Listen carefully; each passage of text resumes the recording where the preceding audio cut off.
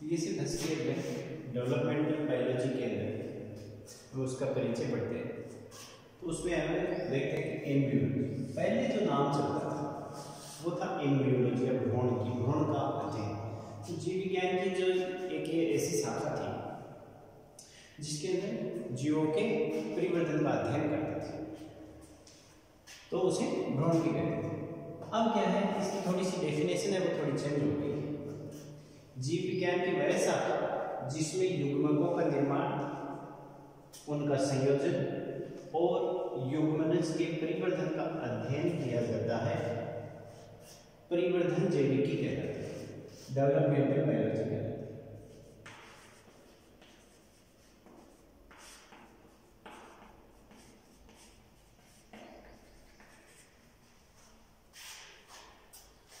तो हमारे पास दो शब्द आ गए, एक तो एम्ब्रियोलॉजी है, एक डेवलपमेंट बायोलॉजी। तो एम्ब्रियोलॉजी के अंदर तो हम प्रसव तक की गिलहरी का अध्ययन करते हैं, और जो डेवलपमेंटल बायोलॉजी ब्रॉड एरिया है, इसके अंदर हम प्रसव से पूर्व की जो घटनाएं होंगी और प्रसव के बाद की जो घटनाएं होंगी उन सब का अध्ययन करेंगे। तो हम देखेंगे युग्मकों का निर्माण। तो युग्मकों का निर्माण के अंदर हम देखेंगे कि जो नर है उसके अंदर नर युग्मक शुक्राणु का निर्माण, स्पर्म, और मादा है उसके अंदर मादा युग्मक अंडाणु का निर्माण है, और इनका संयोजन, इन दोनों के मिलन की जो क्रिया है जिसे हम फर्टिलाइजेशन कहते हैं वो, और जब फर्टिलाइजेशन होगा तो जो फर्टिलाइजेशन से जो बनता है वो जाइगोट है। उस जाइगोट युग्मनज है उसका आगे किस प्रकार से जो डेवलपमेंट होता है, उसके अंदर किस प्रकार से विभाजन होते हैं, ब्लास्टोलेशन, मोरुला बनता है, ब्लास्टुला बनता है, गेस्टुला बनता है। तो ये जो सारी क्रियाएं हैं इन सब का अध्ययन हम डेवलपमेंटल बायोलॉजी के अंदर करते हैं। दूसरी जो परिभाषा निम्न कहती है व्यक्तिवृत्तीय परिवर्धन का अध्ययन, ऑन्टोजेनेटिक डेवलपमेंट का अध्ययन, मतलब किसी एक जो जीव है उसके परिवर्तन, किस प्रकार से उसका परिवर्तन हो, उस सब का अध्ययन हम डेवलपमेंट बायोलॉजी में करते हैं। तो व्यक्तिवृत्तीय परिवर्तन का अध्ययन हम जिस शाखा में करेंगे, विज्ञान की वह शाखा जिसमें व्यक्तिवृत्तीय परिवर्तन का, ऑन्टोजेनेटिक डेवलपमेंट का अध्ययन करते हैं, स्टडी करते हैं, उसे हम डेवलपमेंट बायोलॉजी कहते हैं। अब ये जो व्यक्तिवृत्तीय परिवर्तन है ये दो प्रकार से है, एक आता है एम्ब्रियोजेनेसिस और एक है ब्लास्टोजेनेसिस। पहला है एम्ब्रियोजेनेसिस जिसे कहते हैं भ्रूणोद्भव।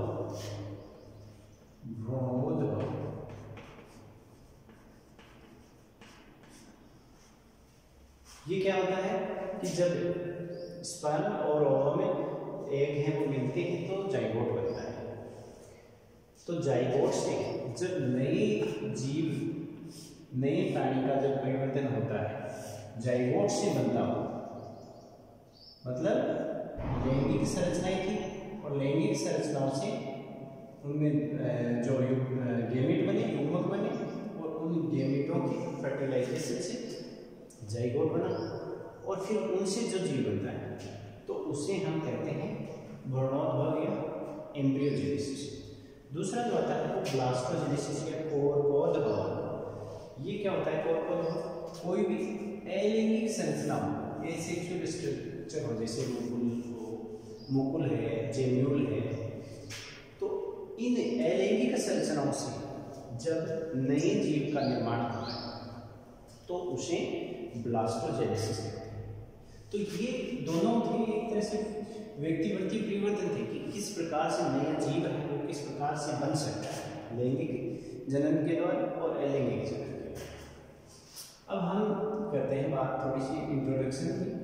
फादर ऑफ एम्ब्रियोलॉजी, भ्रूणिकी का जन्म करता है अरस्तु है 384 से 322 ईसा पूर्व। इन्होंने एक पुस्तक लिखी द ट्रीटेज ऑन एम्ब्रियोलॉजी, और इस पुस्तक के अंदर इन्होंने बताया कि जो भ्रूण का परिवर्तन है, जो एम्ब्रियो का डेवलपमेंट है, वो माता के रक्त से होता है। ये बात इन्होंने इसके अंदर बताई। तो फादर ऑफ एम्ब्रियोलॉजी है वो अरस्तु। अब हमें इनके जो इतिहास है उसके अंदर देखिए, एम्ब्रियो डेवलपमेंट बायोलॉजी का जो इतिहास है उसके अंदर विभिन्न वैज्ञानिकों ने अपनी परिकल्पनाएं और सिद्धांत दिए थे। उनके बारे में हम देखते हैं। तो पहला आता है पूर्व रचना सिद्धांत, प्री फॉर्मेशन थ्योरी। पूर्व रचना मतलब कोई रचना है तो पहले से ही बनी हुई है, पूर्व में ही है। तो इसके बारे में जैसे सबसे पहले बताया स्वेमर्डन ने, इन्होंने बताया कि जनन कोशिकाओं में पूर्व रचित भ्रूण होता है, एम्ब्रियो होता है। जो जनन कोशिकाएं हैं, जैसे जनन कोशिकाएं थी शुक्राणु और अंडाणु, ये एक एक कोशिकाएं, शुक्राणु एक कोशिका, अंडाणु एक कोशिका। तो जनन कोशिकाओं में पूर्व रचित एम्ब्रियो, तो और उस एम्ब्रियो को जब ये मानव में है तो मानव में इसे होमनक्यूलस कहा। इन्होंने स्वेमर्डन ने ये बात बताई और इसे होमनक्यूलस कहा। अब इस बात का जो समर्थन किया वो मेल पिगी ने, हेलर, बॉनेट और स्प्लेंजर ने किया। और इन्होंने साथ में समर्थन के साथ में ये कहा कि ये जो पूर्व रचित जो एम्ब्रियो है, ये पूर्व रचित एम्ब्रियो अंडे के अंदर है, ओवम में, एग में। तो ये ओवम में है था, इसलिए इन जो वैज्ञानिकों हैं उनको ओविस्ट कहा गया। दूसरी बात की हुई कि जब ये ओवम में है, ये भ्रूण है ओवम के अंदर, और सिर्फ जब ये सुप्त अवस्था में है और जब इसके साथ में स्पर्म का मिलन होता है तो ये उसका विकास होने लग जाता है, मतलब परिवर्तन, डेवलपमेंट होने लग जाता है। तो मेन बात थी कि ये ओवम के अंदर। फिर ल्यूवेनहोक और हार्टशॉक, इन्होंने कहा कि जो ये पूर्व रचित जो एम्ब्रियो जो बना हुआ है वो स्पर्म का जो हेड है उसके अंदर ये एम्ब्रियो है, और ये जब ओवम के साथ मिलेगा तो उसका परिवर्तन हो जाएगा। बात एक ही है, लेकिन जब ये स्पर्म में बताई इसलिए वो स्पर्मिस्ट कहा है, तो जब ओवम में बात बताई तो ये ओविस्ट कहा। दूसरा सिद्धांत आता है अनुजनन सिद्धांत, थ्योरी ऑफ एपिजेनेसिस। ये C.F. वॉल्फ ने 1759 में दी। इन्होंने एक पुस्तक लिखी थ्योरिया जेनरेशंस।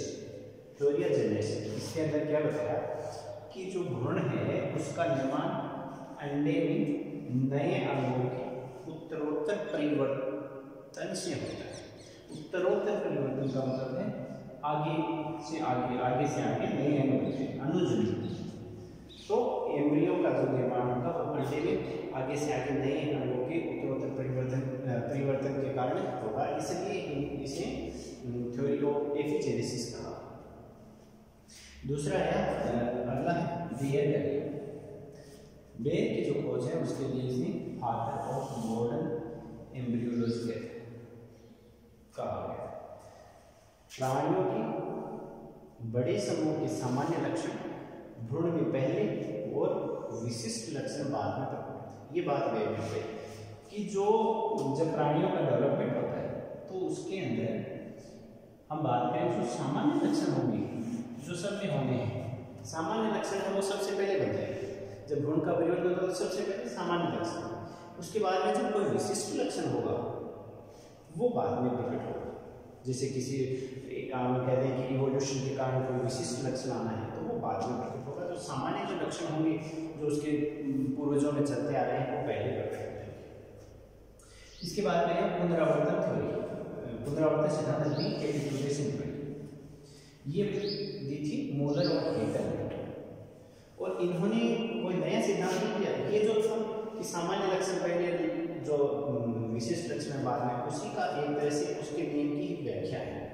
इन्होंने क्या किया है, प्राणी परिवर्तन में प्राचीन लक्षण पहले और अर्वाचीन लक्षण बाद में।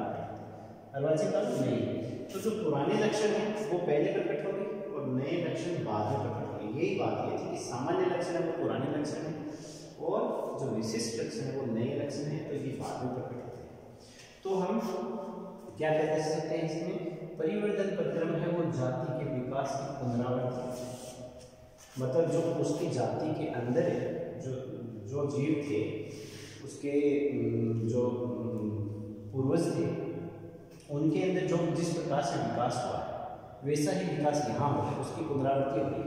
तो जो ये क्या है कि जो परिवर्तन का जो प्रक्रम है वो जाति का विकास है उसकी पुनरावृत्ति करता है। रिकेपिचुलेट तो इसीलिए नाम आ गया पुनरावृत्ति। और जाति का क्या रहा था, इसलिए इसको जाति आवर्तन नियम, बायोजेनेटिक लॉ कहते हैं। अगला जो संकल्पना है वो जनन स्तर संकल्पना, जर्म क्लियर कंसेंट है। ये पांडर ने बताई थी।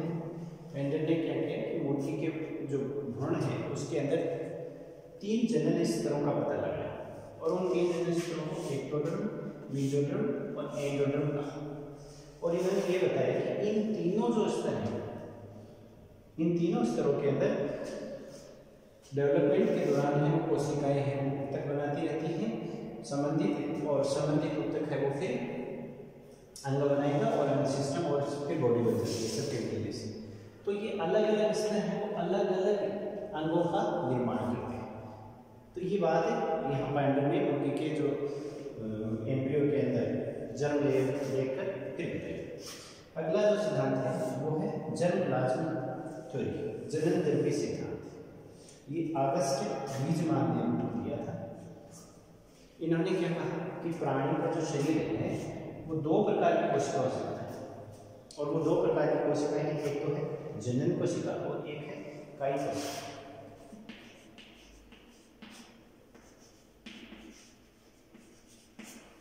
जर्म सेल और सोमेटिक सेल। जनन को जो कायिक कोशिका है उसकी बात करें तो हम जो कायिक कोशिका जीव की मृतक होने के साथ साथ कायिक कोशिका की समाप्त हो जाती है, जबकि जनन कोशिकाएं हैं वो अपनी जो आनुवंशिक जो सूचनाएं हैं वो एक पीढ़ी से दूसरी पीढ़ी के अंदर ले जाने का काम करती है। तो ये जो कोशिकाएं हैं ये नष्ट नहीं होती हैं, तो ये जनन कोशिकाएं अगली पीढ़ी में स्थानांतरित हो जाती है। ये कह सकते हैं कि एक पीढ़ी से दूसरी पीढ़ी में सूचनाओं का स्थानांतरण इनके द्वारा होता है जबकि इनके द्वारा नहीं होता है। तो ऐसे वीजमान ने 2 प्रकार की कोशिकाओं से शरीर का बनने की जो प्रक्रम था उसके बारे में बताया। तो ये सामान्य जो प्राचीन जो एम्ब्रियोलॉजी के जो पूर्व में जो नियम बने थे, सामान्य जो हाइपोथेसिस दी गई थी वो। इसके बाद में हम आधुनिक जो आएंगे सिद्धांत उनके बारे में बताएंगे।